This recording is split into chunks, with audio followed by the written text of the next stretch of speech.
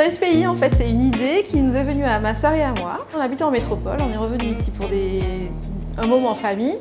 Et un matin, comme on habite à la campagne, on a demandé à notre père voilà, s'il pouvait nous récupérer des produits du jardin. On voulait de la tomate. Comme il n'en avait pas, il est allé en chercher dans un magasin. Et en fait, elles étaient affreuses, dégueulasses, farineuses, pas bonnes du tout. Et on réfléchissait, c'était déjà un retour au pays, mais on ne savait pas trop pour faire quoi. On vient vraiment d'un domaine, de deux domaines vraiment différents. Puis ce jour-là, on a eu comme un déclic, on s'est dit ok, on va vendre des bons fruits, quoi. La tomate du brunch est devenue une cerise et Service Pays. Ce qui nous a le plus marqué dans notre développement, c'est la période du confinement de 2020 où là, voilà, tout le monde, on se faisait dévaliser nos stocks, mais en une journée, à chaque fois, c'était vraiment la folie. On travaillait 18 heures par jour pendant 2 mois.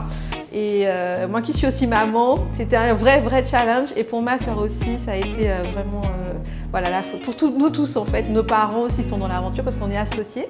Je tiens à dire qu'on a eu vraiment des super interlocuteurs au niveau des institutions, que ça soit à Martinique Développement, que ça soit chez l'Espace Sud qui nous a suivis pour les fonds européens.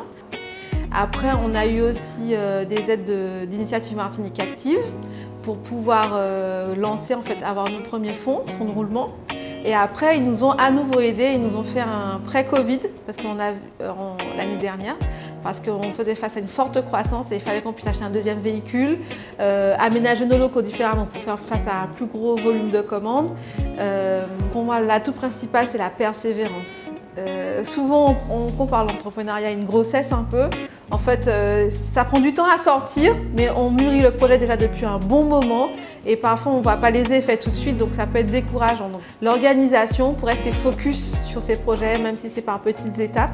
Il ne faut pas avoir peur de se faire voler parce que même si on se fait piquer l'idée, elle ne sera jamais comme nous on l'avait imaginé. Il faut avoir une vision qui nous donne envie voilà, de progresser, d'aller de l'avant même quand les jours sont moins bons et quand on est un peu découragé. Voilà. Il faut oser, les freins et les peurs sont vraiment dans la tête. Donc on peut avoir peur d'échouer et parfois on est surpris de réussir. Donc foncez, allez-y.